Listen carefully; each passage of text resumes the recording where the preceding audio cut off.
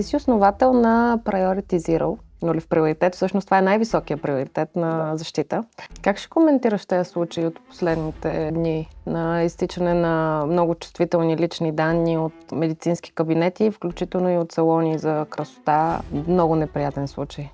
Информацията в момента е нефта на нашето поколение. А ти смяташ ли, че в България генерално хората знаят как да се пазят личните данни и информацията? За съжаление не, обаче не само в България. Може ли да ми дадеш един много хипотетичен, но вероятен сценарий в следващите до 3 години за тежък инцидент в България с изтичане на данни? Че нашите данни вече са изтекли многократно от нашата държава, от много места. Наложи се на всички провайдери, особено финансови институции, да предприемат такива мерки. Това е социално инженерство. Имаше доста течове на телекоми през последните години. Ненужни акаунти са потенциални течове.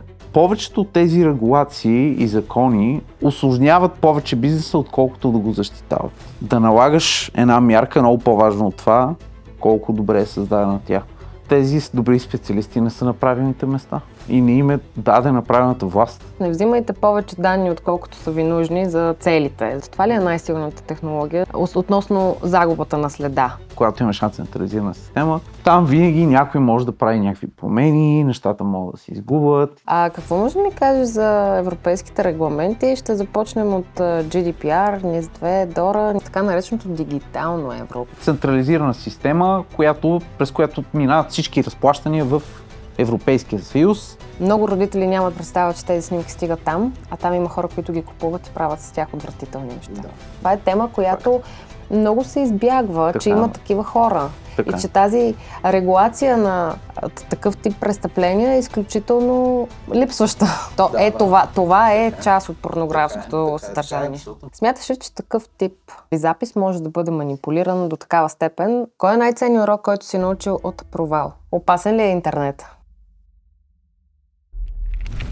Добре дошли в Breaking the Law. Правна информационна поредица, в която ще разбием закона буква по буква. Опасен ли е интернетът? Какво е киберсигурност и защитени ли са личните ни данни?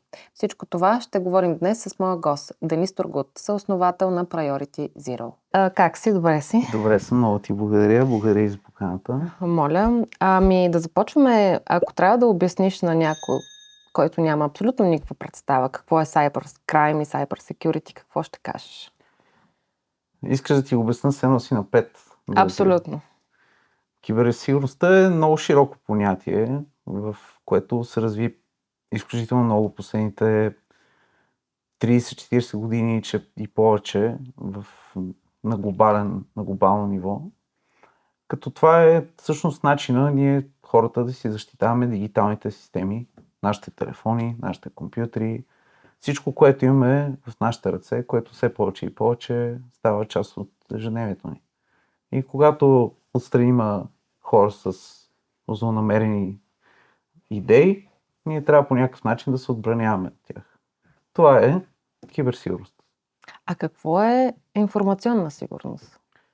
Значи между киберсигурността и информационната сигурност има една тънка линия, която ги разграничава. Повечето хора не са се замислили за нея. Ако трябва да съм честен, аз допреди 5-10 години не бях. Но когато навлезах в тази индустрия, започнах да разпознавам тази разлика все повече и повече. Киберсигурността се занимава с това ние да може да се отбраняваме от най-различни видове атаки, които биха създали проблем в нашата организация. Тоест, да кажем, хакер, който да влезе в компанията и да нанесе вреди. Информационната сигурност е това как ние защитаваме информацията, с която се здобиваме или която притежаваме, дали за самите нас или за други хора.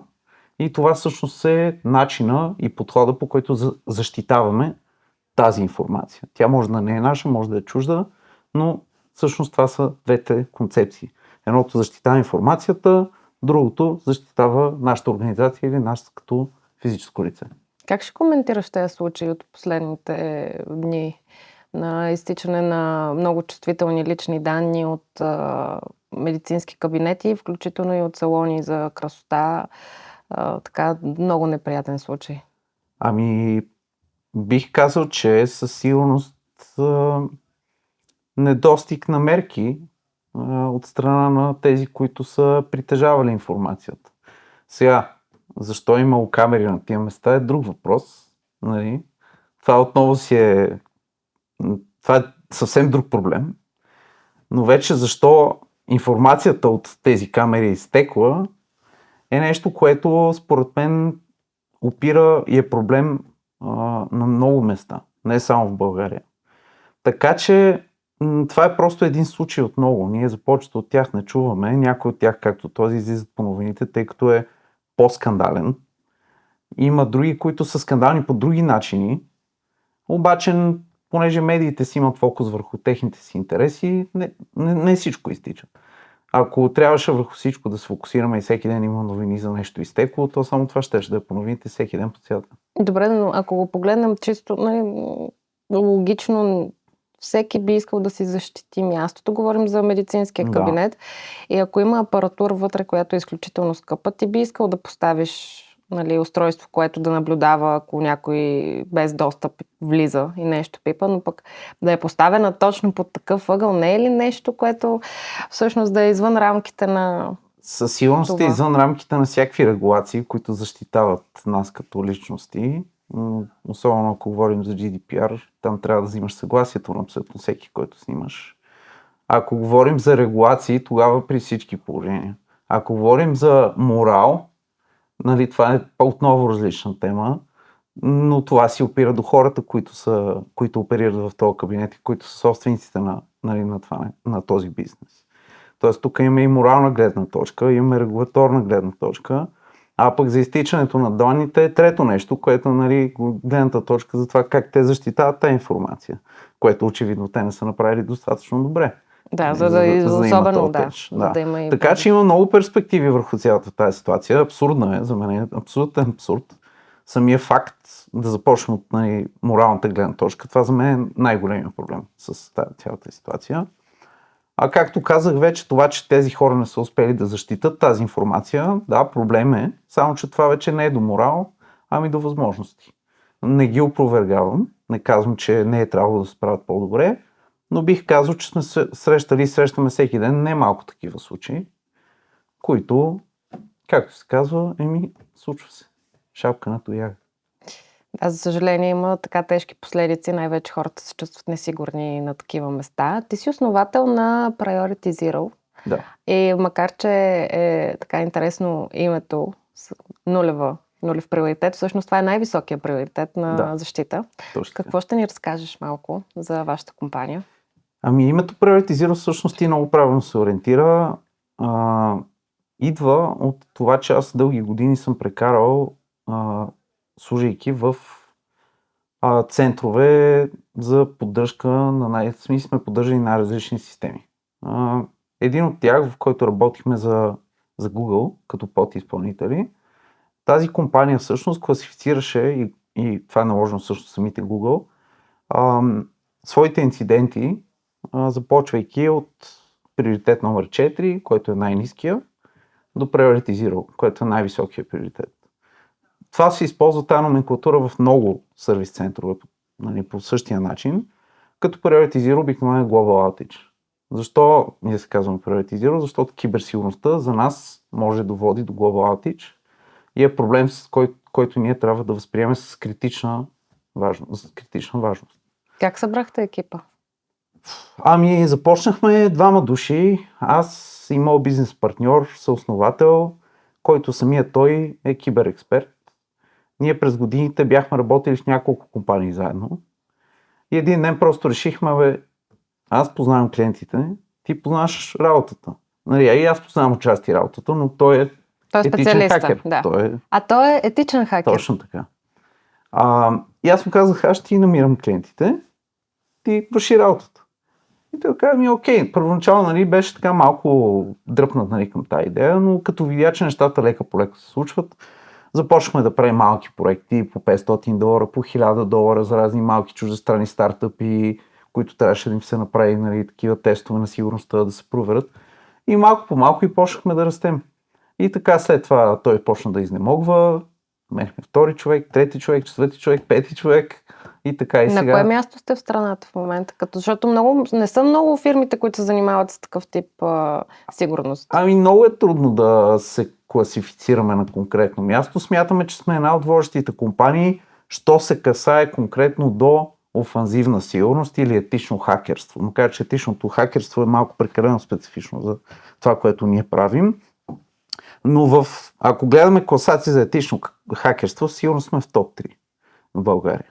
Ако гледаме на по-глобално ниво, защото киберсигурността е много широк спектър от услуги, от продукти, като цяло много комплексна среда, тогава не бих казал, че сме много напред, тъй като сме сравнително малки и нови. Ние сме само на няколко годинки все още. Обаче се развиваме изключително бързо. В България има много големи компании, които се занимават с киберсигурност от десетки години. Така че със сигурност в момента не можем да се сравняваме с тях, но ги гоним. Работите ли на държавно ниво? И да и не. Опитваме се, обаче избягваме да го правим, защото обичам да казвам, че нямаме достатъчно приятели в държавата явно. Защото, за съжаление, в България нещата, както всички знаем, са много подредени за определени хора. И това става дума в абсолютно всички аспекти. Не е само в строителството на магистрали или изграждането на някакви държавни проекти. Това е навсякъде. В такъв случай да се ориентираме към частния сектор и да ми разкажеш кои са най-честите грешки, които българските компании допускат и всъщност поради тяхното допускане стигаме до реален пробив. Много са. Страшно много са. Изброй ми 3. Ами всичко, всъщност най-вече нещата опират до служителите.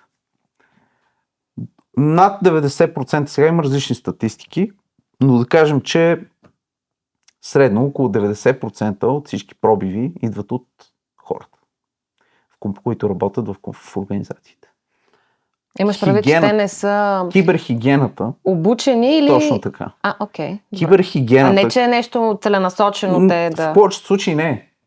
Има случаи, в което наричаме го internal threat actor, когато е целенасочена атаката от служител вътрешно, дали ще да изнесе данни или да отвори портове на някакви сървъри и така нататък. Нали, тук влизаме малко в по-технически детайли. Но има и такива случаи, но в повечето не са. Може би 99.99 не са. Много малко са действително такива.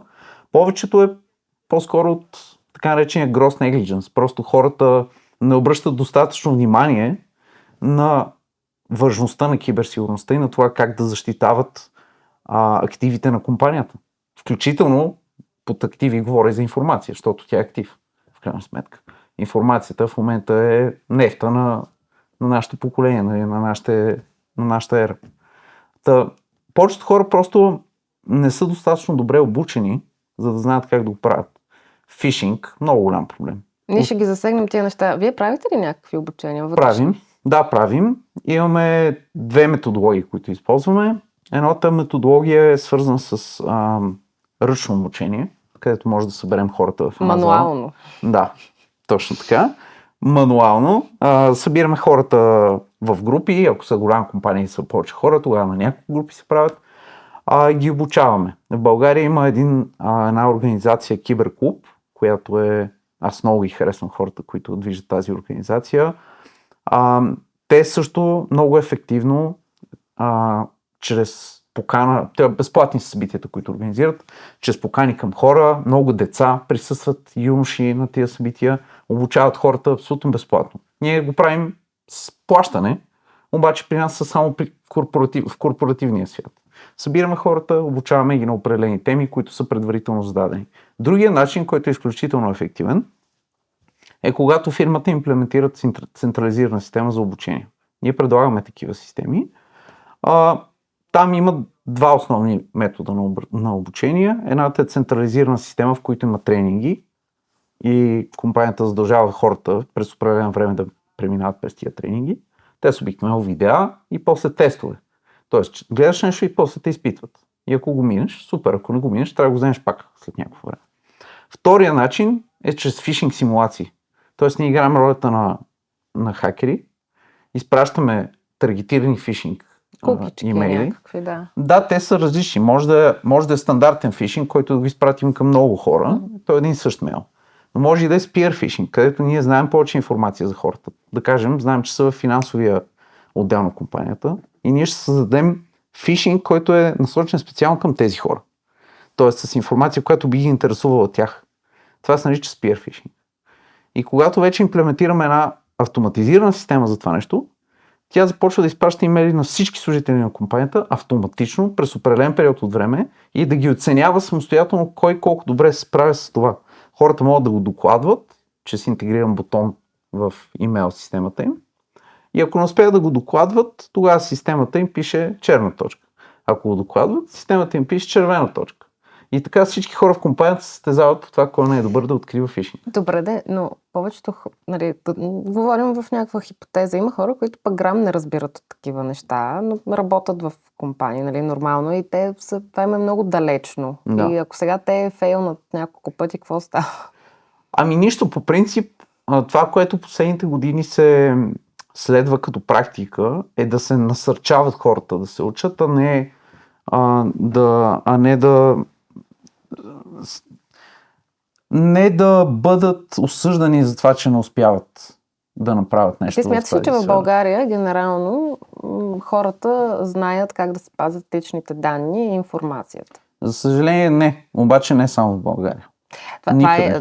Това е със сигурност, че не е само в България, но ние нали, говорим за тук. Може ли да ми дадеш един много хипотетичен, но вероятен сценарий в следващите до 3 години за тежък инцидент в България с изтичане на данни? И аз, защо те питам, ще те насоча към администрация и здравеопазване. Според теб, от наблюдения, в хипотезата сме. Значи за мен в следващите 3 години, ако има тежък инцидент в България, той ще е, както самата ти каза, или в някоя държавна институция. Здравеопазване също е доста вероятно. Ще си говорим и за това, като минем покрай низ 2 и другите теми, които имаме подготвени за днес. Но това, което ние виждаме е, че всъщност най-таргетираните институции са финансовите.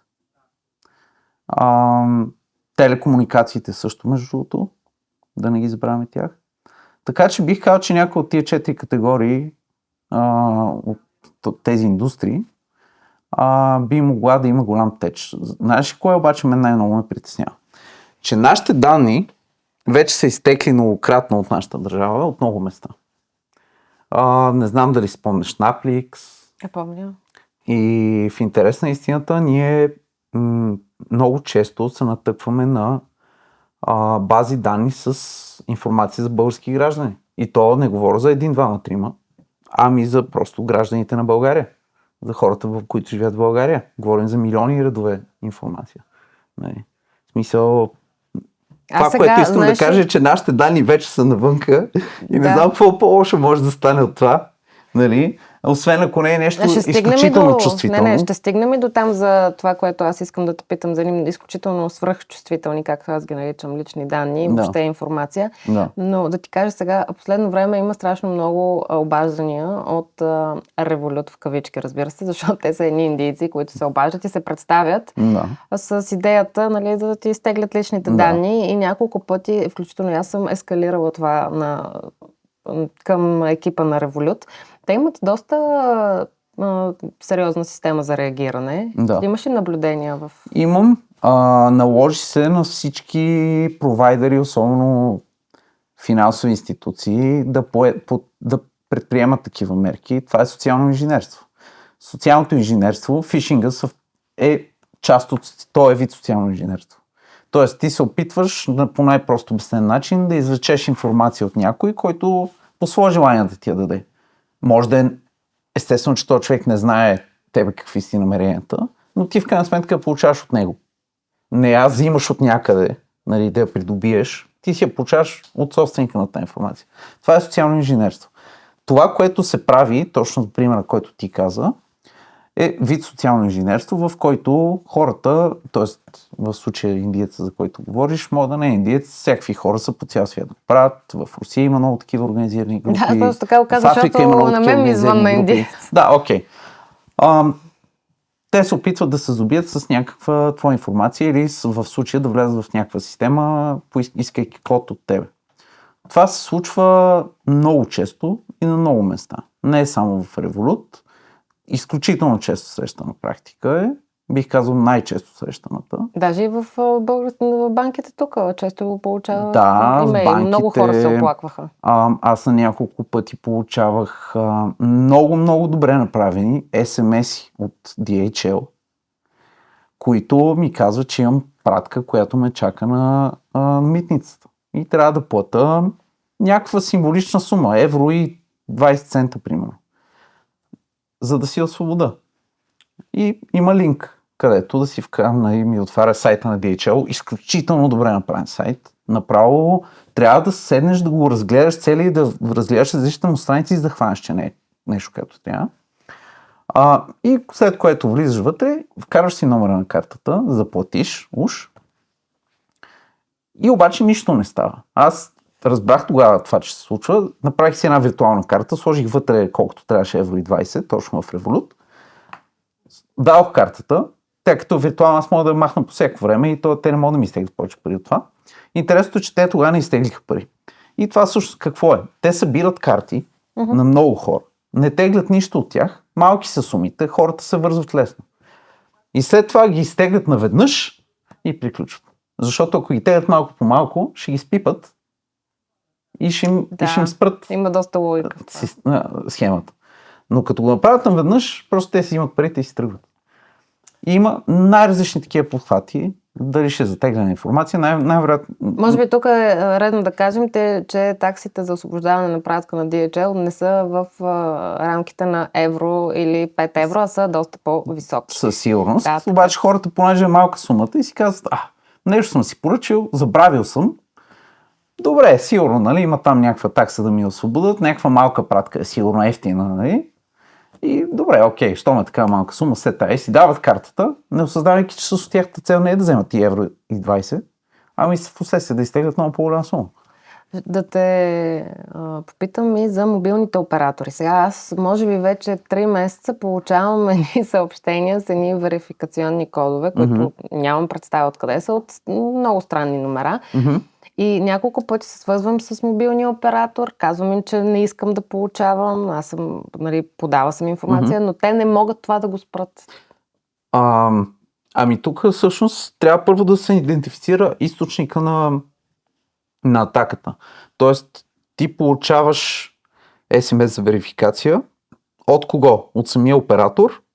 Не, от някакъв, сега аз не знам как се наричат, тези кратките, примерно 10-20, така го казвам, нали, такъв тип, нали, 4-цифърните. Но не пише за къде е този SMS. Не пише само вашия верификационен код. Да. Което, нали, ме е ясно, че аз примерно не съм тръгвала да се регистрирам никъде. Да, значи това е така наречената двуфакторна автентикация, която по принцип се използва вече много често. Тя е една от основните мерки за защита на потребителски профили, където и да е, в която и да е система. Най-вероятно твоя телефон, имейл и регистрация някъде е изтекла. Може би от тези ликс. Може да е от Телекома, имаше доста течове на Телекоми през последните години, но може и да не е. Не се знае откъде, щом не знаеш какъв е източника.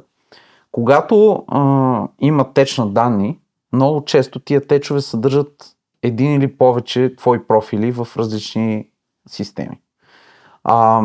Ние когато проследяваме за наши клиенти потенциални течове на информация, може да кажем банка, и ние следим и за течове както на техни служители, така и за техни клиенти. Ако открием теч на техен клиент с клиентска парола, с име, юзернейм и парола, обикновено не виждаме юзернейм и паролата само за един акаунт, а в този документ, който ние сме намерили във форумите, има много негови акаунти. Тоест, тази информация е придобита най-вероятно от неговия компютър и са изтеглени всичките му акаунти, които се съхраняват в браузъра му, така.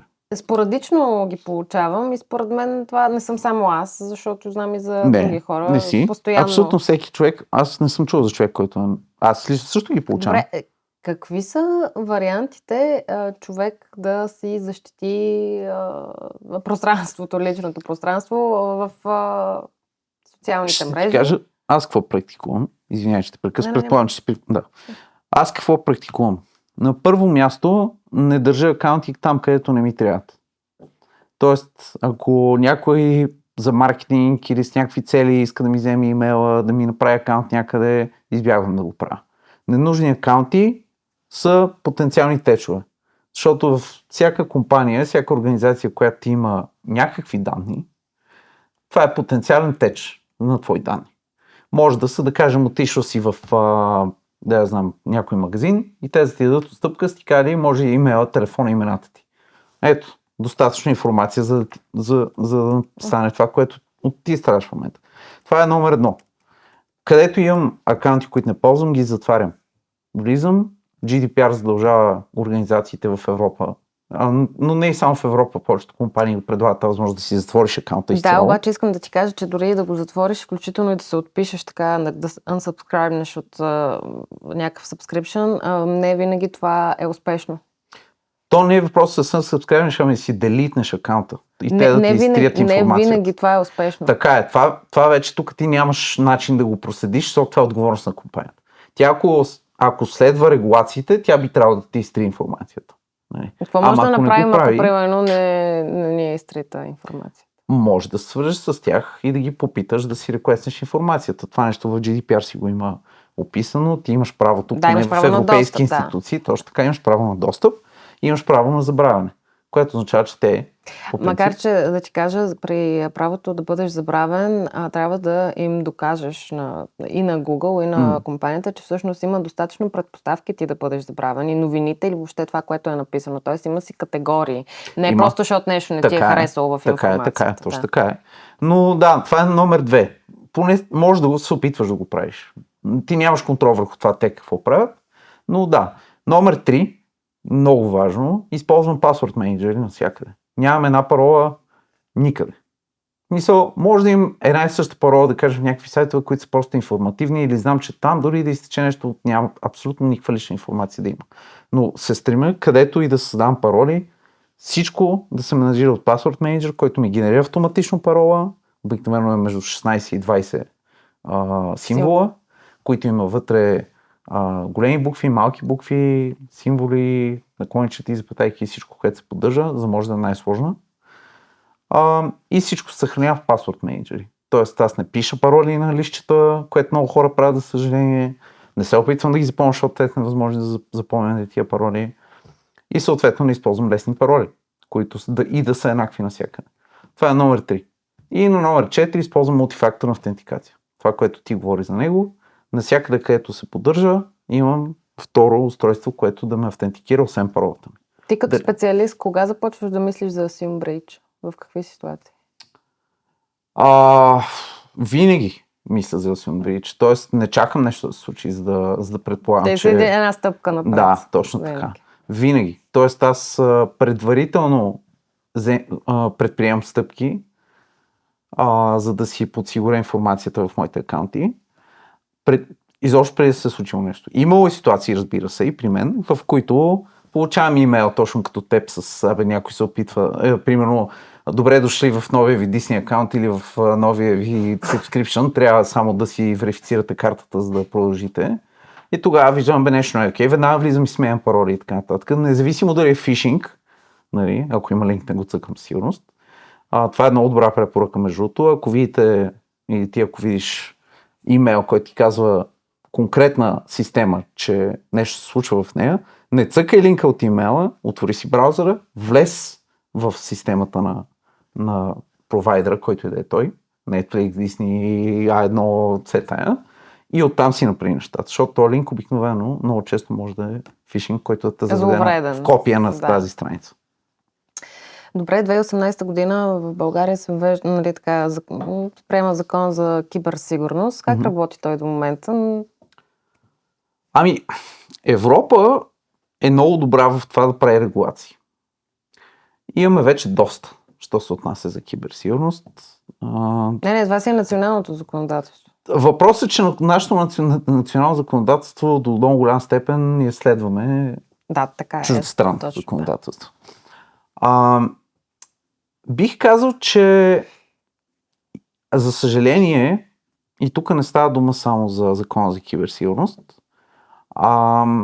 ами за МИС-2 сега, GDPR, повечето от тези регулации и закони налагат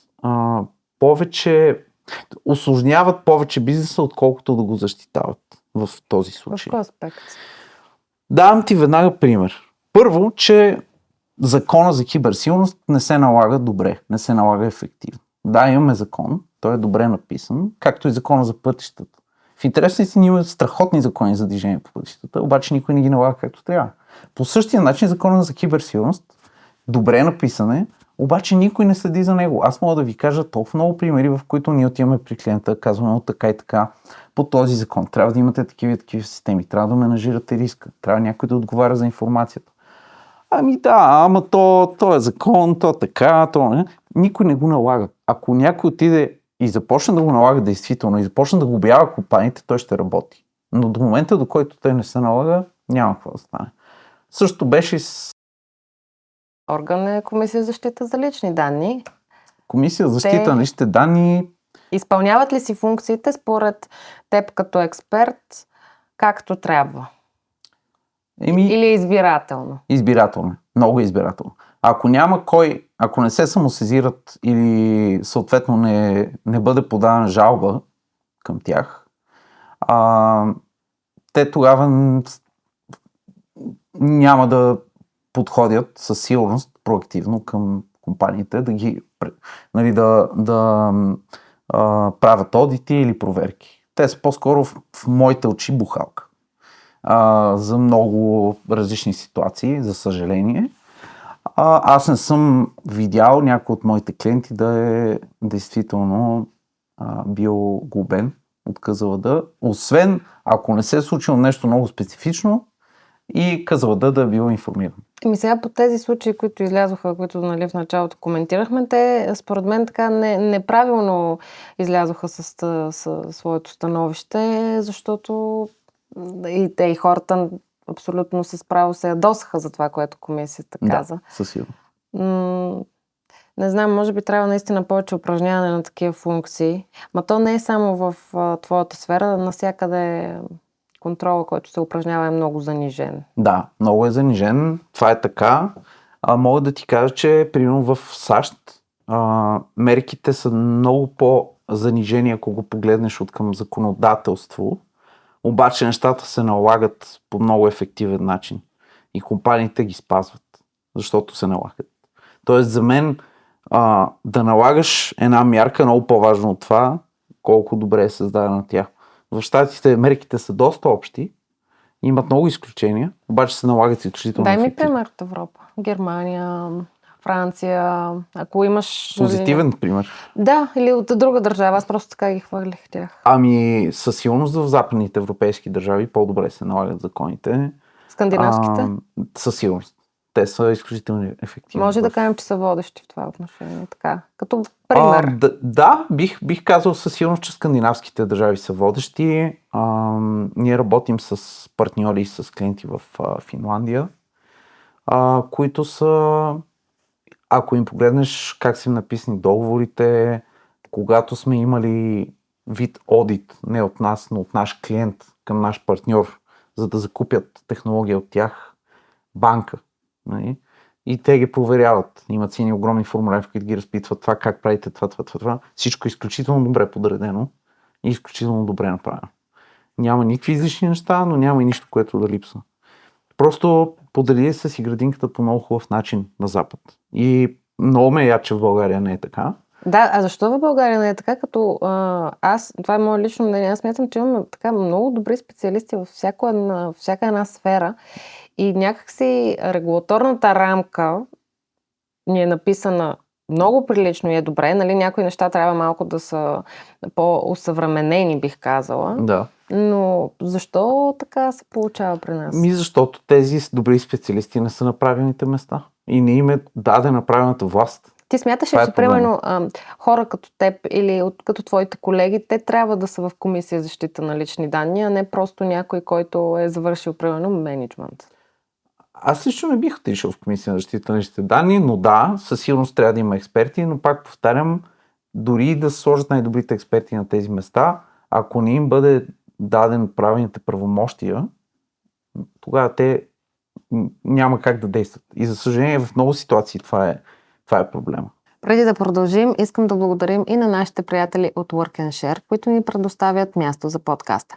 Ако и вие търсите пространство за креативна работа, съчетано с приятна атмосфера или искате да стартирате свой подкаст, попълнете формата от линка в описанието.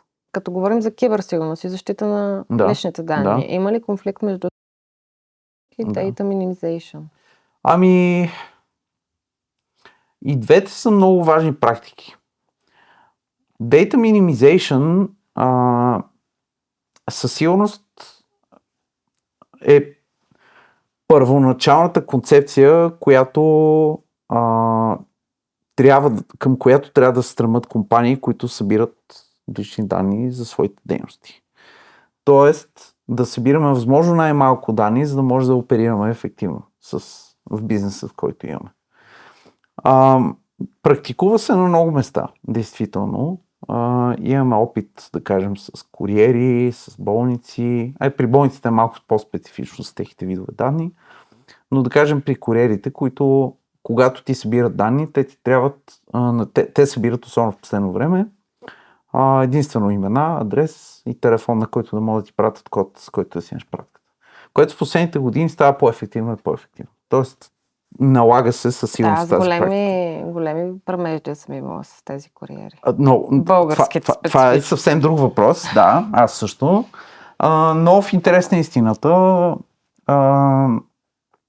се налага на практика data minimization. Аз това казвам и на клиентите, с които често се свързват с мен относно GDPR, че колкото по-малко данни се обработват, толкова по-добре. Тоест не взимайте повече данни, отколкото са ви нужни за целите. Защото целта на обработването точно така. Е изключително важна. И колкото повече данни имаш, толкова повече мерки трябва да приложиш да ги защитаваш. Точно така. И по-голяма шанса, когато това е вече риск менеджмент, нали отиваме, толкова по-голяма шанс, ако стане нещо, да изтъкат неща, които изобщо не е било нужно да са там на първо място. А за data logging или data logging, тук вече разбира се, важно е да знаеш кое, къде и как в твоята компания и това в една по-голяма институция и в един идеален свят ще бъде менажирано, дали ще е в софтуер или ще има екип, който го прави при по-големите институции. За съжаление не е много ефективно по простата причина, че в по-големите институции има толкова много данни, които са разпръснати на толкова много места, че те губят следа на тези данни. Кое къде отива, кое къде се съхранява. Имат... Каза следа, извинявай, че те прекъсвам. Спомням си така, когато мен ме въведоха в блокчейн технологията. Това ли е най-силната технология относно загубата на следа? Която ти казваш? И да, и не. По принцип блокчейн вкара една съвсем нова гледна точка върху това как могат да се проследяват информацията, смарт контракт и така нататък, които имаш пълна проследяемост върху това кой какво е правил, да кажем си един документ, подписи и така нататък. Всичко е абсолютно проследимо и най-вече децентрализирано. Това е най-важното, защото когато имаш една централизирана система, там винаги някой може да прави някакви промени, нещата могат да се изгубят и така нататък. Когато е децентрализирано, това няма как да се случи. Така че това е отговора да. Отговорът, частта, която е не, е, че освен блокчейн, винаги от много години насам е имало много ефективни начини да се прилагат такива мерки за сигурност. Обаче просто те не се използват достатъчно често. Както също си блокчейн. Блокчейна до ден днешен, въпреки че всички говорят за него, на много места се вижда реално в употреба. Просто той стана един бъзвърд пред последното десетилетие. Всички говорят за блокчейн, обаче никой действително не използва технологията, както тя е предвидена да бъде използвана. А блокчейн бъдещето ли е в администрацията? Не само в България, генерално. Би могло да бъде. Не смяташ ли, че ако има една блокчейн технология, примерно в администрацията, това би намалило значително корупционни практики, които се твърди, че са... Абсолютно, да. Би могло да бъде, но никой няма да го допусне. Как си дойдохме на думата. Да. Защо няма да го допусне? Някой друг трябва да ни отговори. Добре, техническото възстановяване или всъщност договорните последствия са най-важните за една компания, когато има брич на информация, на данни и така нататък? И двете. Бих казал, равносилни са. От една страна, договорните отношения могат да защитават както и самата компания, така и нейните клиенти, разбира се. Много от регулациите се фокусират върху това нещо. И ние виждаме все повече и повече от тези изисквания в нашите договори с клиенти. Въпреки че ние не сме техен клиент, ние сме техен доставчик, т.е. ние сме от другата страна на нещата. И тук вече е темата за supply chain, което е изключително важно последните години. Даже последните... Винаги е имало supply chain, въпросът е как се бил менажирал, защото ако на времето supply chain е бил в производство, да кажем, сега е навсякъде. Софтуер, просто това е supply chain. Така че договорните отношения при всички положения са много ключови. Обаче и изпълнението на защитата на данните е друга тема, която тя може да не е договорена, но там вече идваме на тема морал и доверие, най-вече доверие. Ние когато работим с наши клиенти или нашите клиенти, когато работят с техни клиенти, техният основен мотив не е договора, е доверието. Ти защо се доверяваш на твоята банка? Защото смяташ, че тя ще ти съхранява ефективно средствата. И ако говорим за данни, че ще ти защитава, доколкото има тази възможност, твоите данни. И ти си окей. Да дадеш, защото банките знаят всичко за теб. На колко си години, какво работиш, каква ти е заплатата, Това е доверие. Ти не се съгласяваш да работиш с нея, защото си прочела договор и си видяла какво правят вътре. Защото просто доверяш на тази банка, видява си, че тя е ефективна, смяташ, че защитават по ефективен начин твоята информация и твоите активи. И това е. Така че бих казал на равно ниво, само че зависи какви са взаимоотношенията. Дали са доставчик клиент или клиент крайен клиент, т.е. или организация крайен клиент и така нататък. Но според мен са равни по важност. Какво може да ми кажеш за европейските регламенти? Ще започнем от GDPR, NIS2, DORA. Ние ще ги изпишем отдолу за зрителите, какво означава всеки един от тях, а пък за слушателите ти ще ги обясниш. Да започнем с GDPR-а. Да. Значи при GDPR нещата са... Общ регламент за защита за лични данни. Така. При общия регламент за защита на личните данни имаме най-много информация от това какъв е резултата, тъй като го има от най-много време. От тези три. Там наскоро четох един анализ, който беше изключително интересен за това какви са ефектите на GDPR. Дали е бил ефективен върху това да контролира и да създаде обща рамка на Европейския съюз, на държавите членки за това как те да съхраняват информация и как да я защитават. Или по-скоро е създал проблеми на малкия бизнес. Защо проблеми на малкия бизнес? Веднага ще ви кажа от нашата перспектива. Много компании не могат да осъзнаят истинската идея за GDPR и дума по дума слагат вътре изискванията, които, да кажем, ние като трета страна, нали, като техен доставчик, според тях ние трябва да спазваме. Обаче не осъзнават, че всъщност регулацията GDPR налага изискването да се взимат най-важната дума пропорционални мерки, а не просто тези, които да ги сложим върху всички. И когато ние като една малка компания не може да спазим тия мерки, които техния legal отдел е решил, че трябва да са там, защото legal хората те не разбират от техническите изисквания на тази регулация, не знаят какво всъщност стои зад тази защита на личните данни? Бих те подкрепила тук, тъй като аз имам доста така и мои лични наблюдения и от колеги, че те наистина много като рамково го четат. Точно така. Ако не са минали обучение, което е специфично. Това е много важно човека, който всъщност прави GDPR политиките, да бъде обучен специалист по тази тема. Точно така. А не просто някой адвокат. Абсолютно. За съжаление, много рядко се намират хора, които да имат познанията и в двете сфери. Ани, супер. Но ние го срещаме този проблем доста често. И какво се случва, когато се срещнеш с този проблем? Ти си между чука и накованията. Не можеш да кажеш на отдела, който се занимава с този договор при клиента ти, че това не е окей, и че това не е вярно, и че не трябва да е там.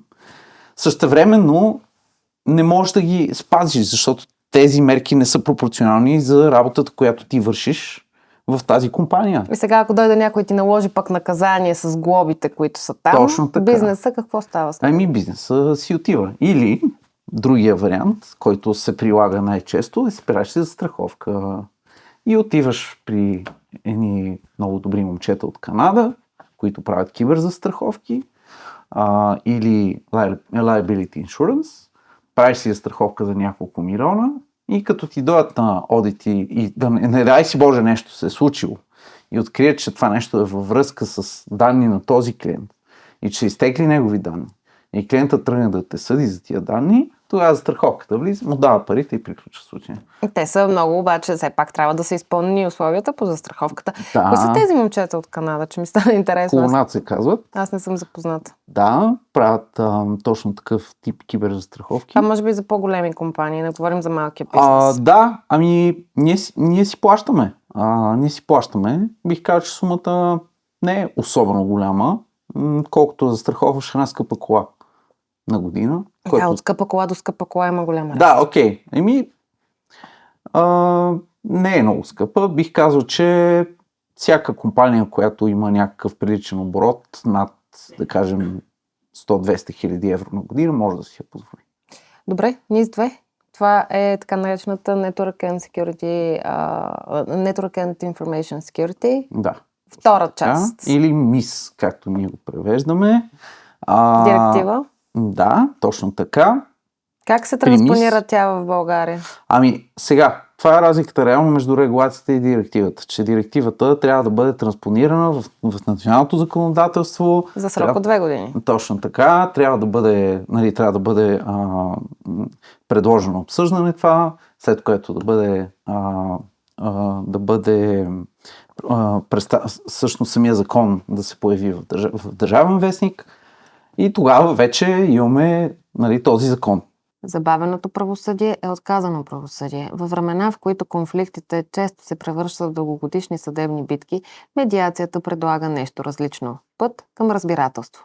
Ако имате спор, конфликт или съдебно дело, но търсите бързо и ефективно решение, извън съдебното споразумение чрез медиация е за вас.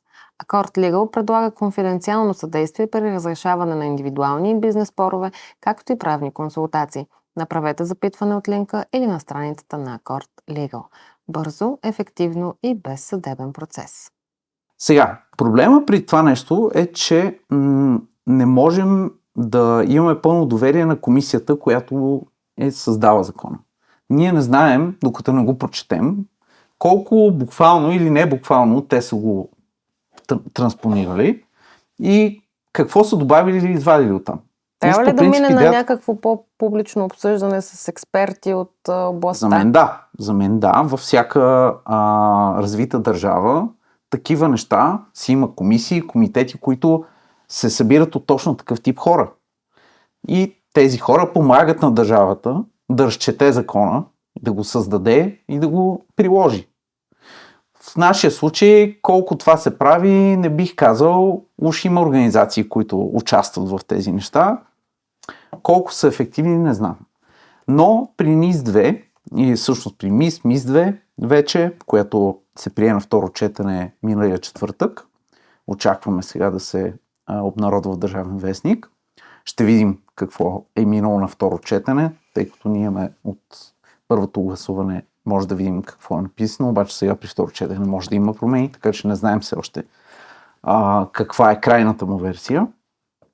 Там много се разширява обхвата. И по принцип мен ми харесва как е написана регулация, т.е. тази директива, обаче ще видим как ще бъде транспонирана в България. Разширява се обхвата, вече всяка компания над 50 служителя или 10 милиона евро годишен оборот влиза в обхвата на регулацията.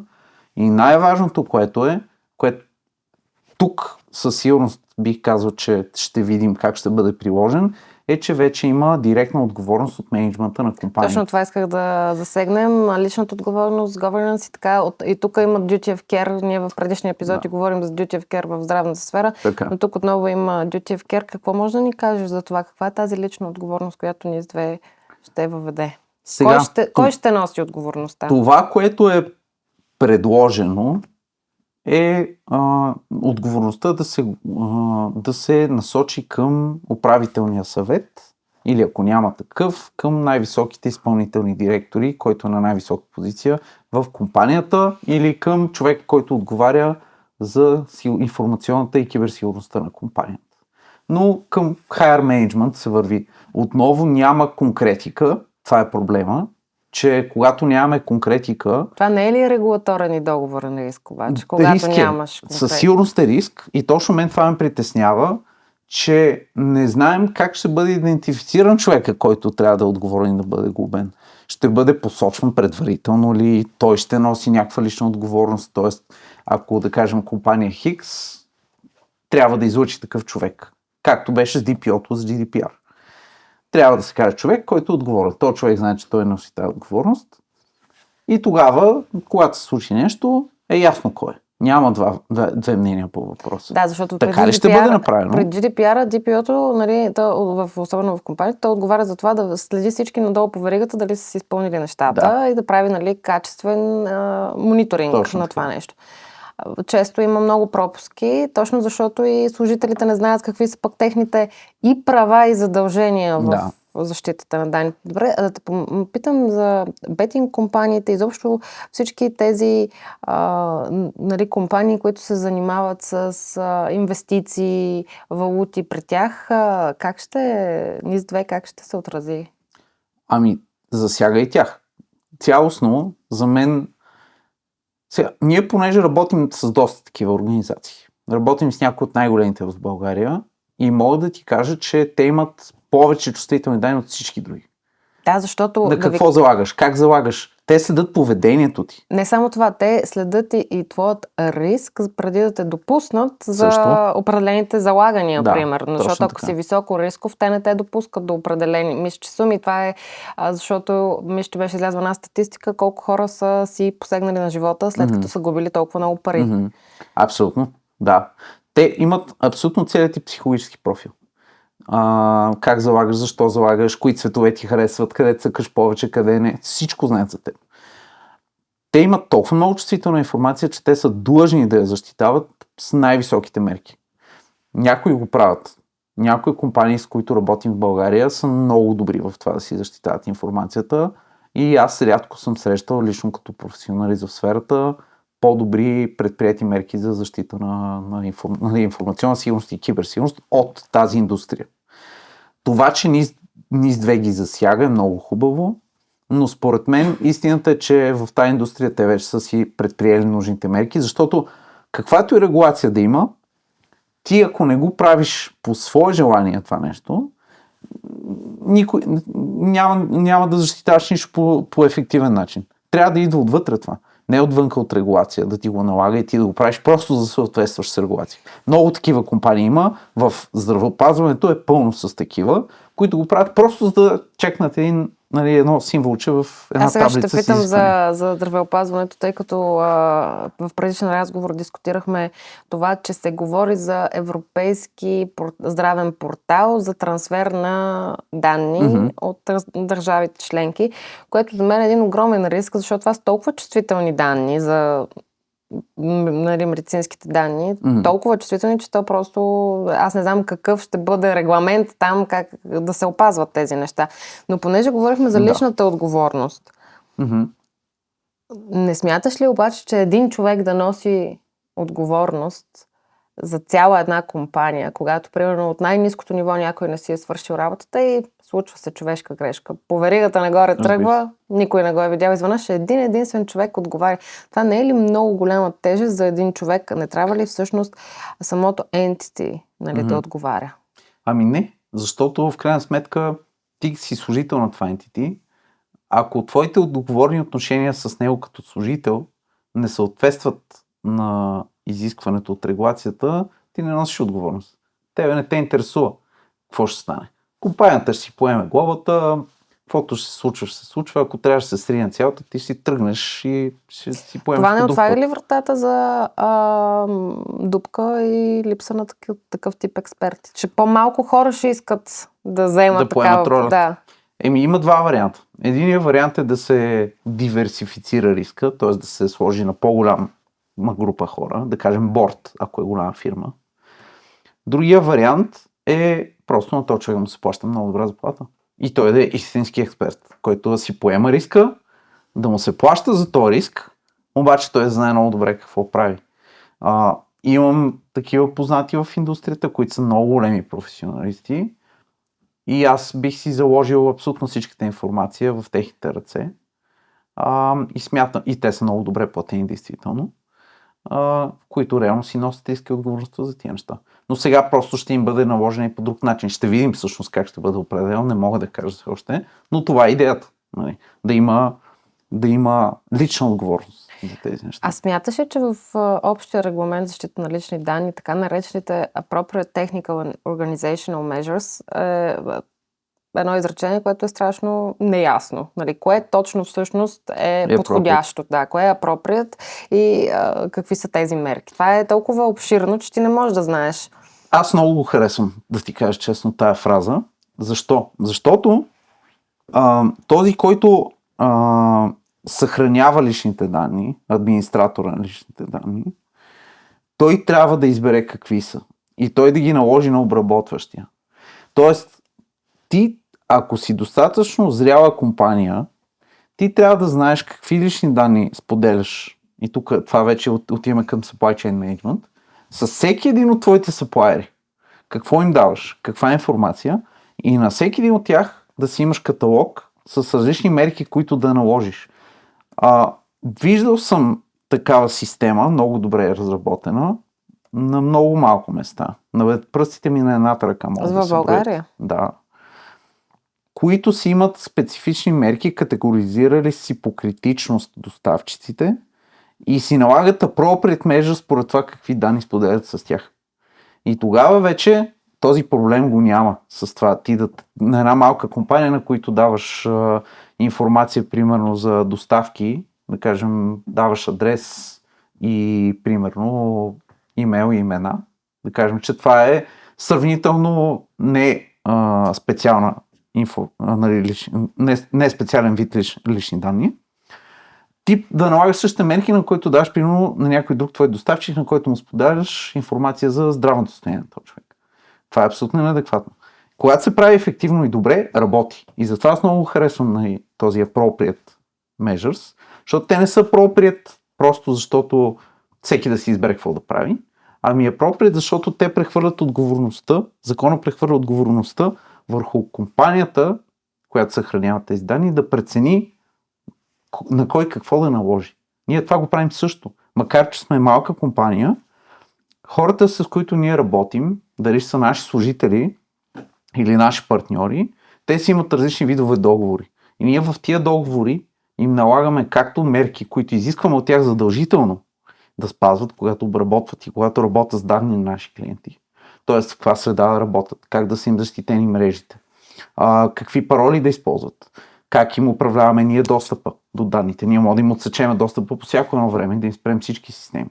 Всичките тези неща ние сме си ги подредили и според зависи това с колко критични данни нашите хора работят, тогава се налагат и те подписват различни документи, като има и много сериозни глоби, които ние директно налагаме на тях, ако се случи нещо в разрез с договора, който те са подписали с нас.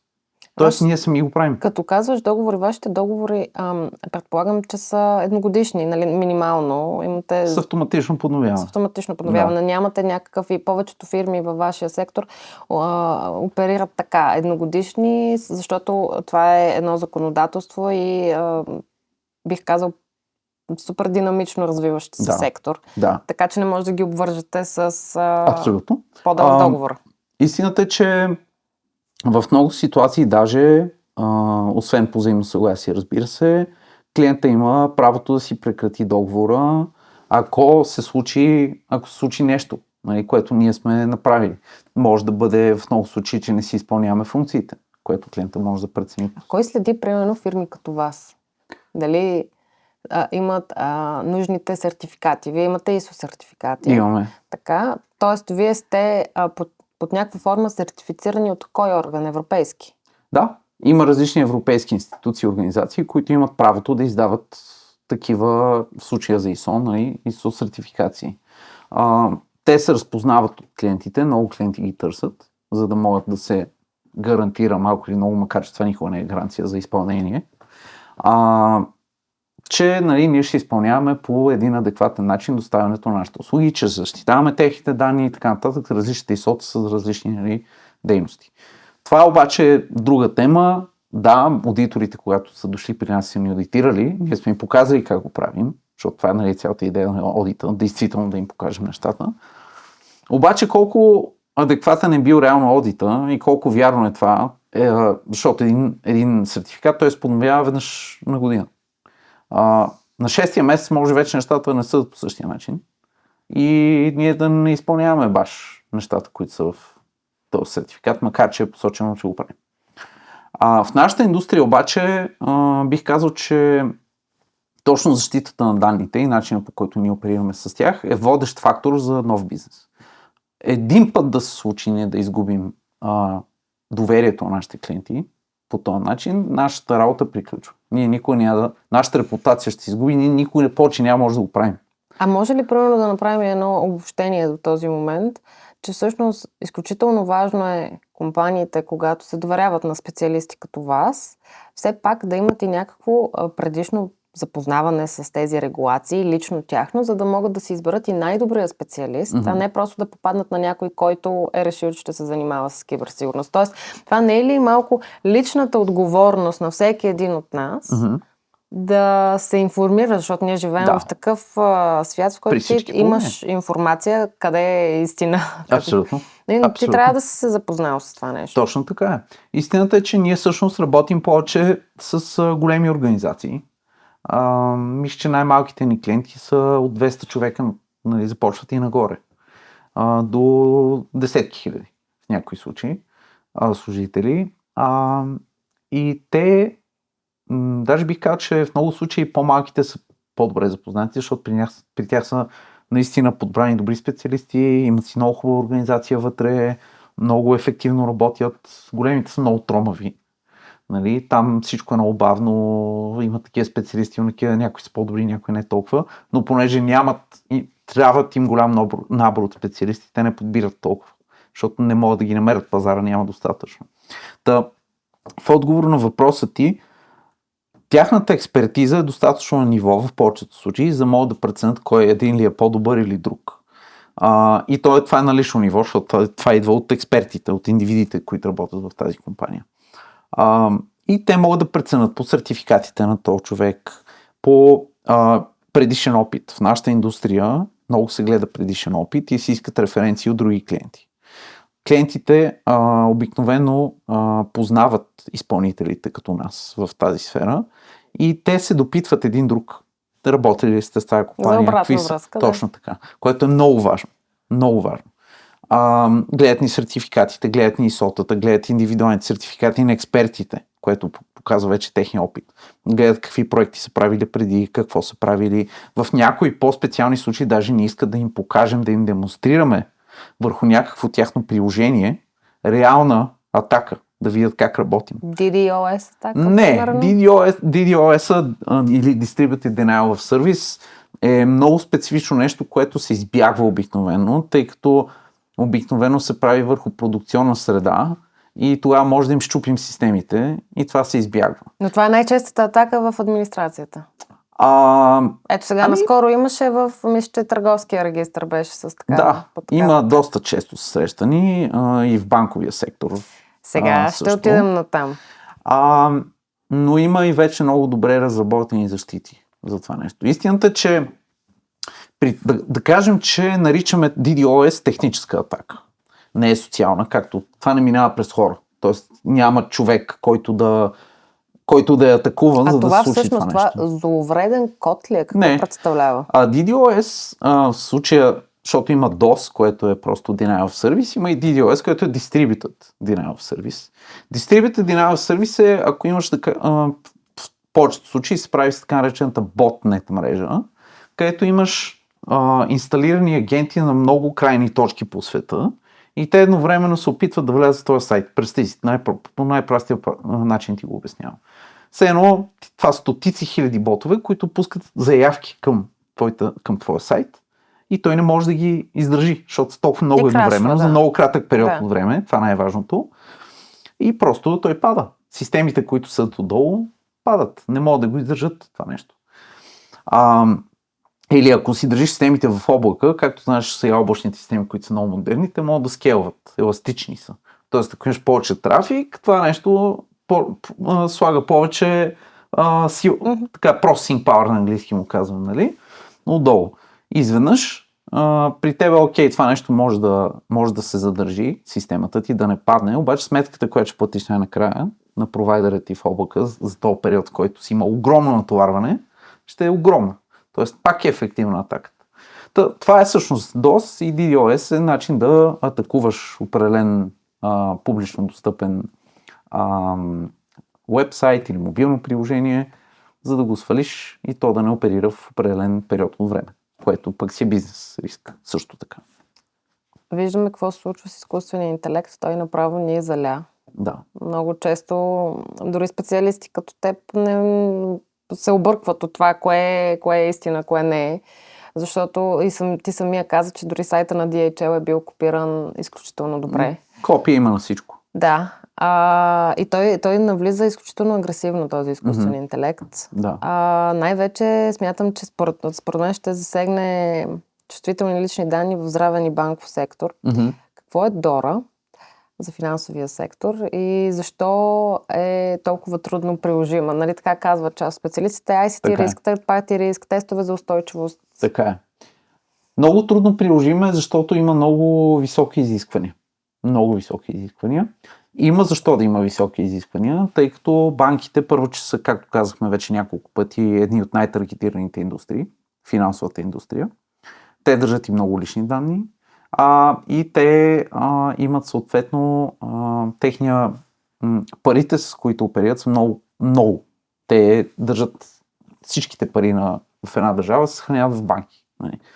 Тоест, това е естествено перфектната цел за всеки атакуващ. Съответно, когато имаш толкова много рискове, различни, финансови рискове, бизнес рискове и така нататък, това е и много сладка цел за всеки хакер. За да защити тези финансови институции доколкото е възможно, от такъв тип атаки, съответно Европа се опитва да създаде регулации, с които да им налага мерки, които да следват. Много банки го правят и по подразбиране, защото те знаят какъв има бизнес риск, ако нещо такова се случи. Истината е, че сега с влизането на DORA и в България, виждаме от финансовата индустрия засилен интерес към решения и услуги за киберсигурност. Не казвам, че преди не е бил, но сега вече имат и ясна пътека, нали, по която те трябва да върват като една така индустрия и ниво на сигурност, което те трябва да поддържат. Защото вече има глоби, много големи при това. Докато преди това е било основно репутация. Естествено, може отново да са някакви финансови загуби, но основното е репутация в финансовия сектор, което е много по-скъпото, отколкото финансовите загуби в повечето случаи. Така че DORA, това е от малкото регулации, които според мен тъй като е много целенасочена, наистина ефективна.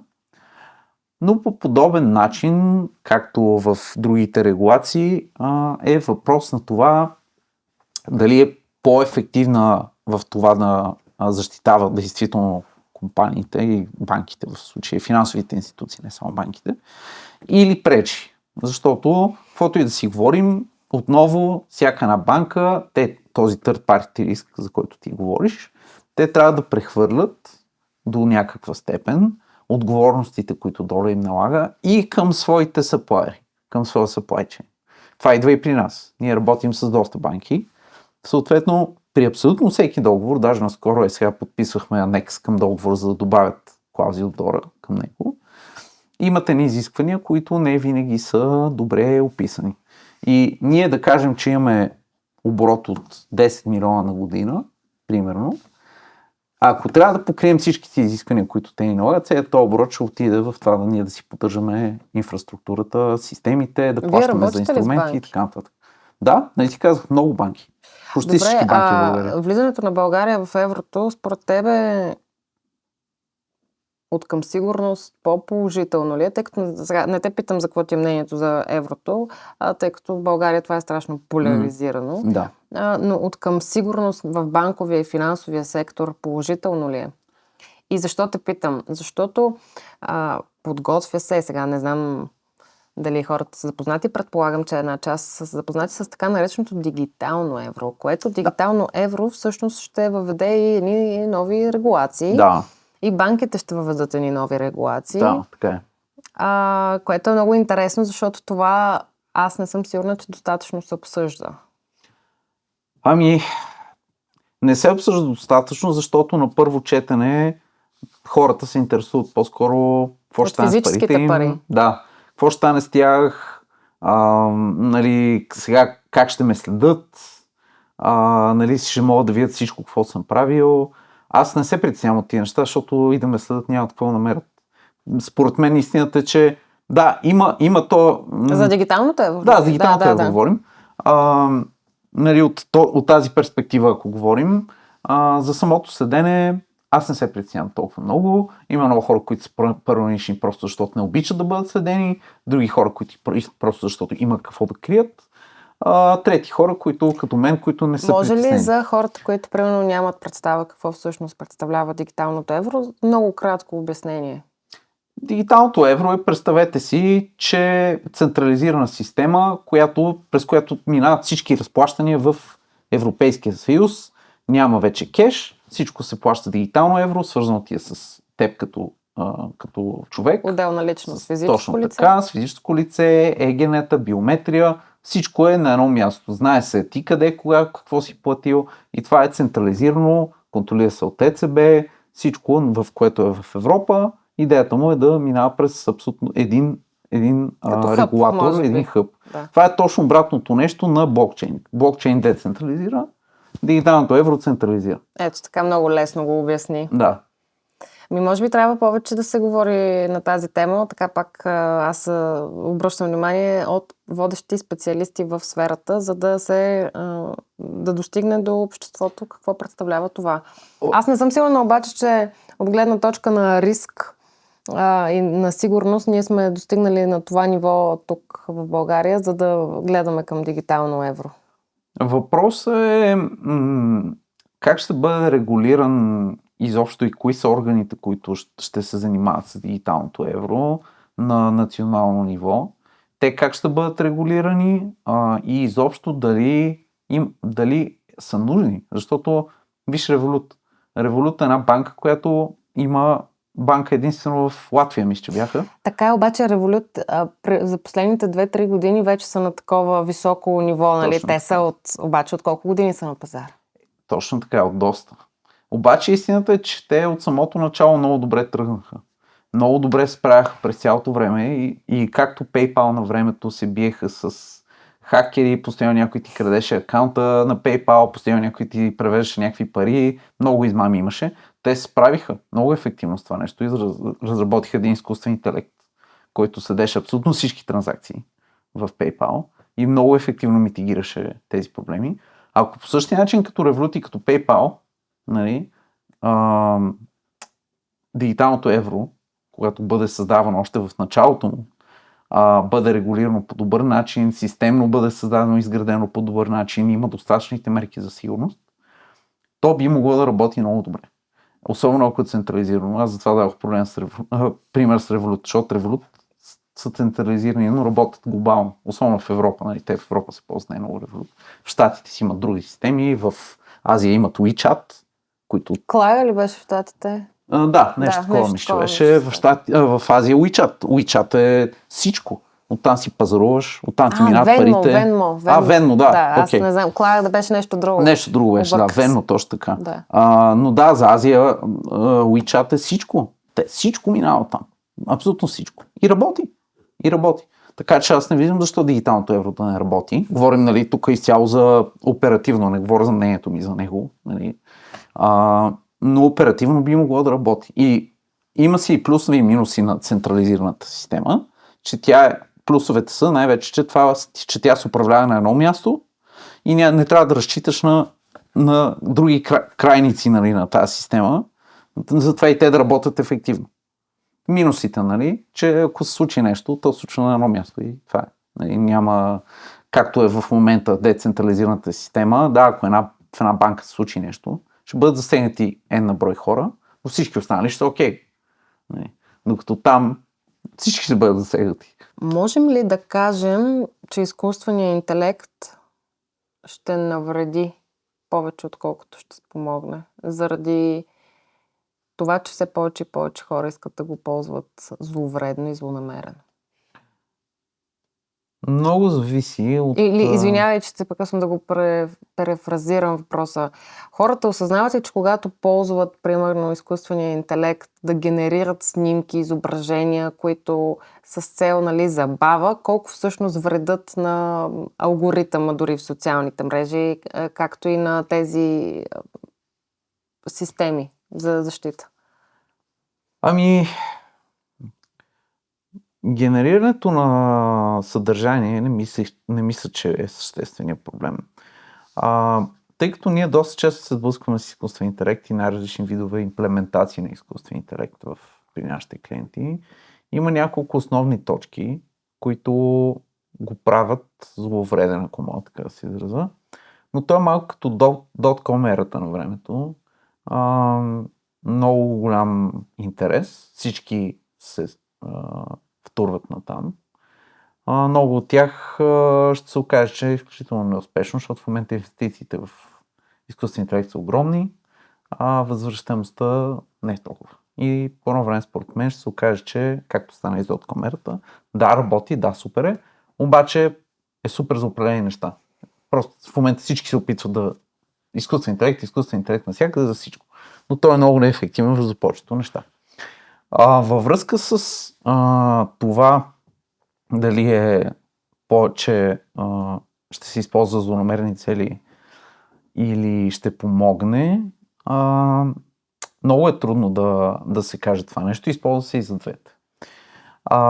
Както казах, срещаме го на много места и проблема е, че хората, които го налагат, които изискват да има изкуствен интелект в една организация да се използва, все още не знаят точно по какъв начин да го интегрират, имплементират, какви ограничения да сложат на използването на изкуствен интелект.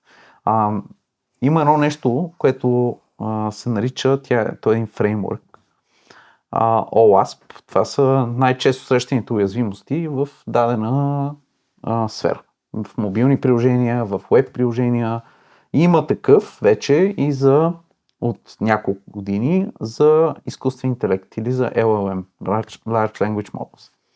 В него някои от най-срещаните, тези 10 най-често срещани проблеми, един от тях, който е свързан с това, което ти каза за генерирането на изображения, е това, че тези модели се учат от нашите запитвания към тях, от информацията, която им даваме. Беше се случило няколко пъти през годините служители на компании, които са подали конфиденциален документ, са го сложили в, да кажем, ChatGPT, да го анализира.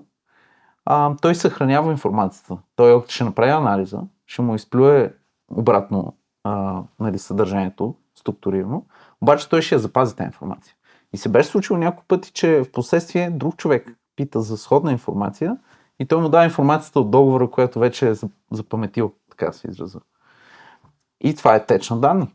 Аз защо те питам? Защото смятам, че хората изключително малко осъзнават огромният риск от ползването на изкуствения интелект почти за всяко нещо и че нали, той колкото и помага на света и в дадени сфери за по-добро, толкова и вреди. Това е, може би, най-големия хъб за лични данни в момента, защото събира най-чувствителните лични данни. Така е. И според мен... Как се защитаваме от изкуствения интелект и от тези данни, които ние доброволно предоставяме с цел дори да попитаме, нали, може би те вече знаят, изкуственият интелект знае и какви са предпочитанията ни за храна, ако питаме за рецепти. Да, разбира се. Става много модерно тук последните няколко месеца хора да карат изкуствен интелект да създаде изображение на база на това, какво той мисли за тях.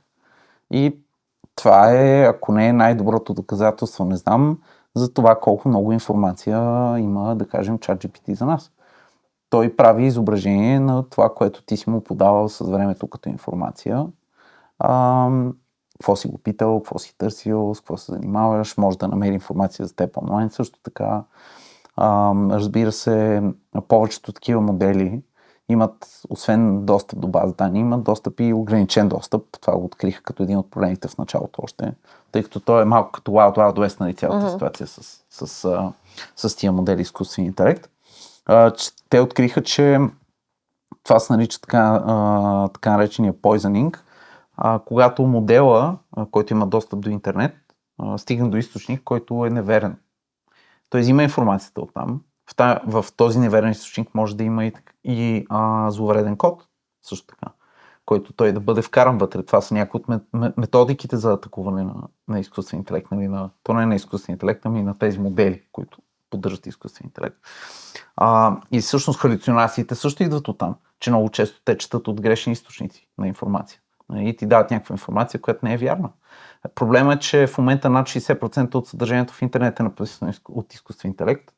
И всъщност какво се случва? Един кръговрат, че изкуствен интелект, чете какво написва изкуствен интелект. Да, и стават едни абсолютно неверни халюцинации, както се наричат, които ти дават грешна информация. Тоест грешната информация е проблем, подаването на лични данни е проблем, хората, които не си ограничават комуникацията с публично достъпните модели. Има вече модели, които могат да се пускат и много компании го правят това нещо, които се пускат и се внедряват локално. Те обслужват само определената компания. Те имат достъп само до информация от компанията, не до целия интернет. Нали? Това работи, защото това е ограничен модел. Но това не означава, че информация от този модел не може да изтече някъде. Ние тестваме такива модели в работата си. Когато една, да кажем, компания X имплементирала модел и на изкуствен интелект, който обслужва техните клиенти. И този модел има достъп до базата данни с информация за продукта, да кажем. И ти го питаш, как да се логна в акаунта си или как да разреша този проблем, X, Y, Z, и той ти отговаря като агент. Супер е, работи. Обаче, ако този изкуствен интелект не се настрои добре, и той не се настрои само до каква е информация да има достъп и така нататък, е много вероятно той да изкара информация, която не трябва да е там. Така че много все още се учим върху това как да работим с изкуствен интелект. Направих си една проба, написах аз един текст, лично мой, по дадена тема, след което накарах и изкуствен интелект да напише по темата и ползвах програма, която уж открива дали текстът е генериран от изкуствен интелект. Искам да ти кажа, че не успя да го фана. Да. Не работи. И колкото по-бързо става изкуствен интелект, толкова по-плашето е това нещо, защото все по-малко можем да идентифицираме нещо създадено от човек спрямо нещо създадено от изкуствен интелект. Но по темата сигурност, нали, със сигурност, както казах, все още сме в един такъв етап. Това е нещо ново за човечеството и е много голямо откритие. Нали, много голяма тема изобщо за нас, че все още не знаем точно какво да правим и как да подходим, къде да го регулираме, къде не. Прекалено много регулации ще ограничат развитието му, прекалено малко пък може да създадат проблеми, нали, за които се говори в момента с изкуствен интелект. Така че е много пипкава тема, но това за момента, което може да правим ние като хора е просто да не качваме конфиденциална и лична информация там, която не трябва да е там и да ги използваме за цели, просто да ни улеснява ежедневието. Тоест, аз съм поканила и един експерт, освен теб по водещата тема за киберсигурност, съм поканила един експерт в сферата защита на лични данни. За мен е един от най-належащите и най-големите проблеми, които аз виждам и с които се боря, макар че много хора може би тук няма да одобрят моето мнение, е качването на снимки на деца в интернет, на малки непълнолетни деца. Качват се снимки на това в момента, в който детето се роди, току-що излязло от майката, буквално, до ежедневните им навици, хранене, преобличане. Интернет е презалят с такива снимки. Това е най-безобразното нарушаване на правата на човешките и на децата. Нали? Това са същества, които те не могат да дадат своето съгласие. Така. И те вече имат един дигитален отпечатък, който дигитален отпечатък, за съжаление, аз съм виждала преди, в момента още по-сериозен, но съм го виждала вече преди 10 години, 2016 в UNODC Виена, когато бях по работа там. Това е в направлението за киберсигурност, офиса на ООН. И там видях такива неща, които до ден днешен ме плашат. И това е какво се съдържа като информация в така наречените Dark and Deep Web. Да. И какви снимки има, и как много родители нямат представа, че тези снимки стигат там, а там има хора, които ги купуват и правят с тях отвратителни неща. Да, така е. Грозни неща, отвратителни неща, които дори не мога да говоря за тях. Да, така е. За съжаление, повечето хора изобщо си нямат на представа какви инструменти съществуват, колко много лична информация за тях има. Кажи като един експерт в тази област, защо не трябва и това безумие с качването на тези деца постоянно, нали, в опита си ти да събереш едно одобрение от обществеността или от твоите приятели, ти ги излагаш на един неимоверен риск, защото виждаме това не е само в Америка или в чужбина, това е тук и в България и това е тема, която много се избягва, че има такива хора. И че тази регулация на такъв тип престъпления е изключително, бих казала, липсваща. Липсваща е, да. Защото в крайна сметка, според мен, до голяма степен, нали, това е човешки права. Ти няма как да задължиш някой, нали, да действа по определен начин, примерно да качва снимки след като детето навърши 10 годишна възраст и така нататък, примерно. Защото просто няма как да го регулираш, да го следиш това нещо, дори някакъв изкуствен интелект да се използва да следи. Много хора ще писнат, че кажат вие как може да ни казвате какво да правят. Да, защото те всички казват, аз съм родител, аз решавам, но това детето няма право на глас. Така е, няма право на глас, факт. И това е другата страна на нещата. За съжаление, точно заради това, че хората не знаят какво се случва и колко лесно е да се добавяш до тия снимки и някой ден на това дете какво може да му се случи, нали, заради тия снимки, които ти си качвал. Хората, които не го осъзнават, си действат и си казват, какво толкова може да стане, това са едни снимки, те са тук в социалните медии, няма какво и да ги вземат голямата работа, кой ще ми вземе, точно пък на мен ли.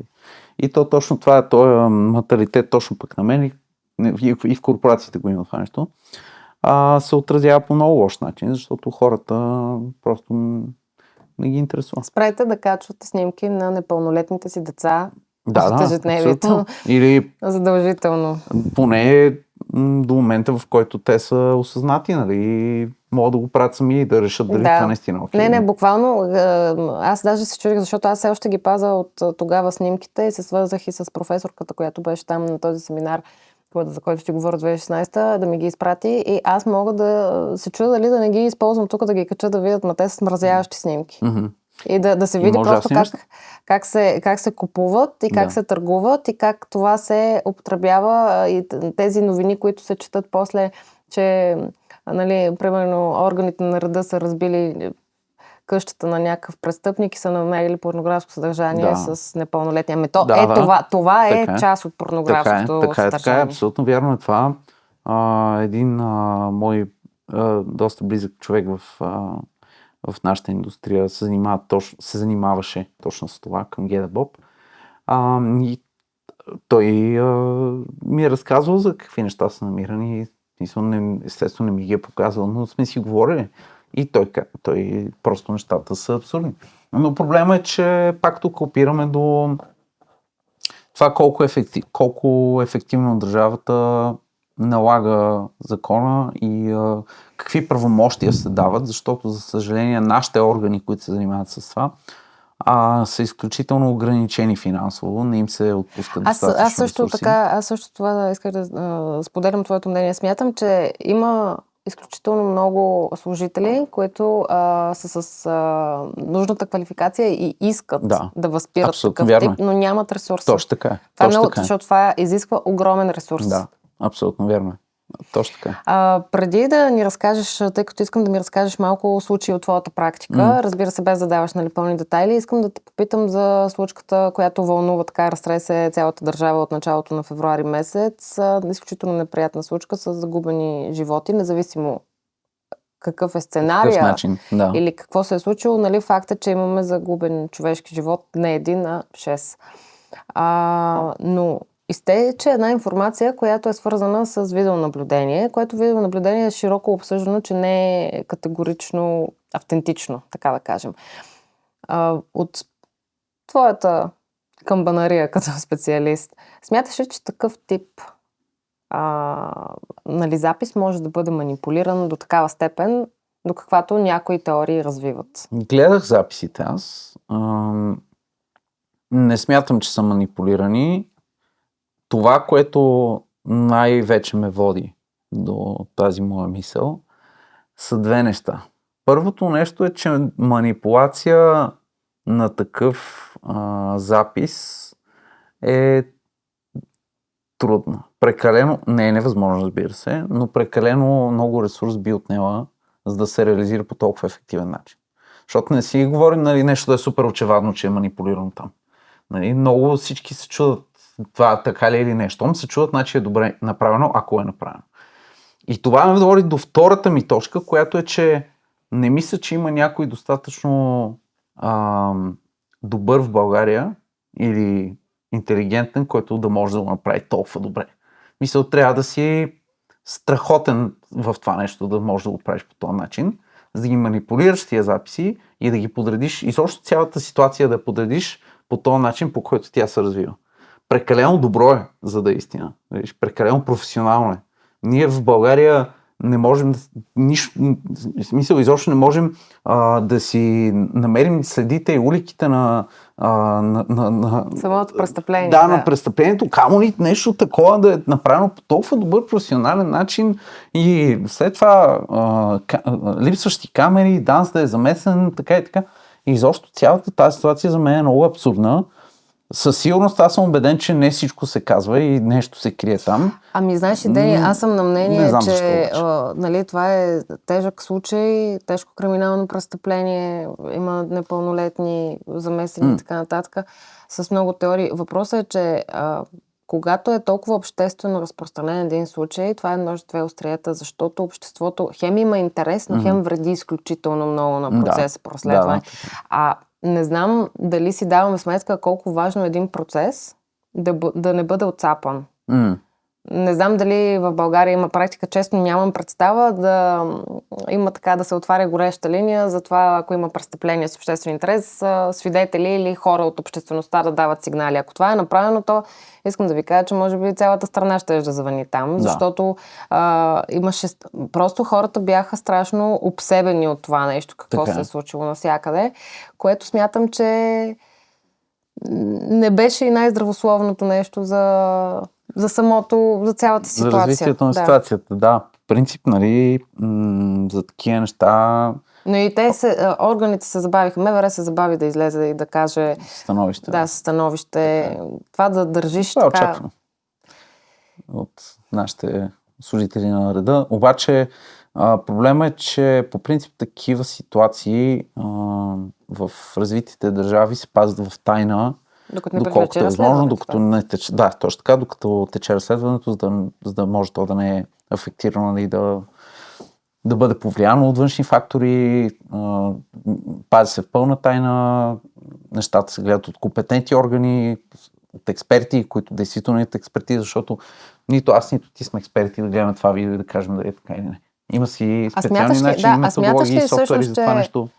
Това винаги като се случи нещо, каквато и да е ситуация, с вид престъпление и да излизат публични фигури и да започват едните са за, другите са против, да защитават, това пак по някакъв начин разделя обществото и всъщност е изключително зловредно. Разбира се, че е така, но истината е, че в политиката една от основните цели е да разделяш. Разделя и владей.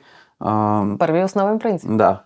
Не можеш да имаш работещо общество, ако няма, нали, полярно мнение. Ако няма към какво да се хванеш ти и да имаш, нали, своята страна на нещата. Тогава нещата просто няма да работят. Няма да можеш да имаш власт, няма да можеш да контролираш тия хора. Така че това си е абсолютно в нормата. Да, примери от твоята практика, да ми разкажеш някакви интересни, много интересни, примерно. В нашата практика всеки ден изкачат интересни примери за ситуации, които се развиват, но те са най-вече в фирмената среда. Ние не работим с индивидуални, нали, с физически лица, не са ни такива клиентите, ние работим с големи компании. Бих казал, че много от интересните примери са в здравеопазването. Там виждаме най-интересните. Те са по-скоро, бих казал, в нашите очи абсурдни неща.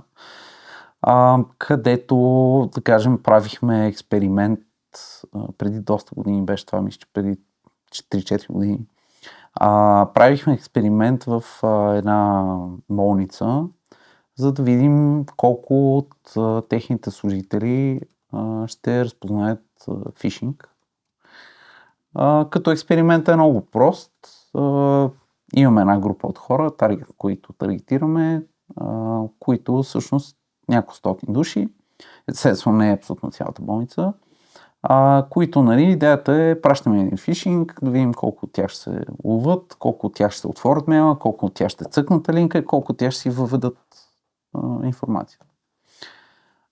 В частта с въвеждането на информацията бяхме получили резултат от над 100%, което човек си каже как е възможно това нещо. Интересното беше, че някои хора си ги бяха ввели по няколко пъти. Просто са сигурни, че работи. Така че това е един много скандален такъв пример, който имаме.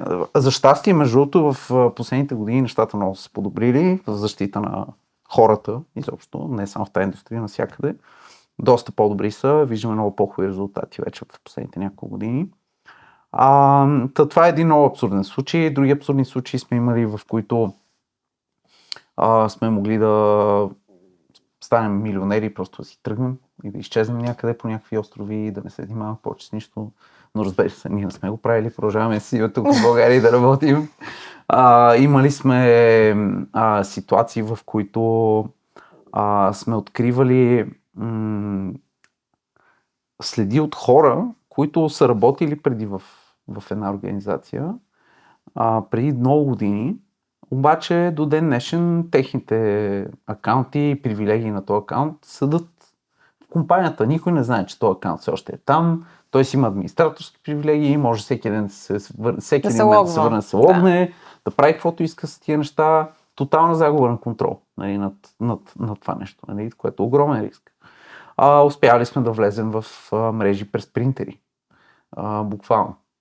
Когато са настройвали офиса на въпросната компания, човека, който е настроил принтера, е решил, че ще го направи с администраторските си данни, т.е. юзернейм и парола, които имат достъп до абсолютно всичко, нали, в тази компания. Настроил го е с администраторските, ние успяваме да ги вземем от принтера по много прост начин и оттам имаме вече контрол над цялата институция. Това са много интересни примери, които даваш. Да. Дени, искам да ти благодаря за това участие, тъй като смятам, че беше много интересно. На мен беше много интересно. Като част от нещата съм запозната не в така техническата специфика, както си ти. Аз чисто в теоретичната и по-рамкова. Но нека да оставим нещо скрито, да не разказваме всичко. Сега искам да ти задам едни блиц въпроси, които са малко по-лични. Кой беше в момента, в който ти осъзна, че киберсигурността не е просто технология, всъщност отговорност към обществото и се насочи към нея? Преди 10 години, когато почна да работя в индустрията. Най-трудното решение, което си взимал като лидер в дадена криза, техническо ли беше или беше чисто човешко? Човешко, разбира се. Имаш ли лична слабост, която си преодолял покрай работата ти? Да, това да мога да казвам не. Ако не работеше в сферата на киберсигурността, в коя сфера щяхме да те намерим? Най-вероятно някакъв вид инженерство. Някакъв вид инженерство е много интересно. Да. Тоест, мога ли да си направя аз едно заключение, макар че те познавам от много време, че всички тези твои така на сърце проекти са свързани с това, че обичаш да търсиш адреналин? И да и не. По-скоро са свързани с това, че аз от малък съм много в час с компютрите. Също майка ми искаше да ставам компютърен инженер, който аз не пожелах, затова учих политика и международни отношения. Да. Това е. Така че, всъщност по-скоро са свързани с това, че аз имам интерес към технологиите и хората, и това как те ги употребяват. По-скоро, отколкото чисто технологично някаква такава адреналин да търся в тази сфера, макар че има такъв и е много интересно. Много интересно. Не е ли като такова пристрастяване, като откриеш нещо, като видиш нещо? Да, би било много тъпо да се преместя от тази индустрия. Ще се чувствам ще ми е много скучно. Кой е най-ценният урок, който си научил от провал? Не от успех. Никога да не се доверяваш на хората изцяло. Това мисля, че във всяка една сфера е общо валидно. Как изглежда умът ти, когато не се занимава с cyber security? Как изглежда? Опитвам се да си почина, защото иначе се пренатовари. Обикновено играя или някакъв спорт, или си почивам с приближени вкъщи. Гледам да се изолирам от темата и изобщо от работа, защото иначе просто ще ми гръмне главата. Книга, която ще препоръчаш на някой в твоята сфера? Или една книга на всеки? Една книга на всеки. Barbarians at the Gate. Много интересна книга. Проверете за какво става дума, няма да ви спълвам. Не е фантастика или нещо такова, както звучи. По-скоро е свързана с икономика. Така че интересно е. На някой, който би искал да се занимава в твоята сфера? Книги, свързани с киберсигурност, не мисля, че има особено много, обаче... Наръчници, може би, не знам. По-скоро бих казал книга, която говори много за социалните норми и за това, което виждаме в момента, изобщо свързано с въпросите, които ми зададе, с камери, с наблюдение и така нататък. 1984 на Джордж Оруел. Така, добре. Опасен ли е интернет? Да, много. Какво за теб е справедливост в 3 думи? Морал. Ти само в една. Да. Дени, много ти благодаря, че беше мой гост. За нищо. За мен беше привилегия. Благодаря ти.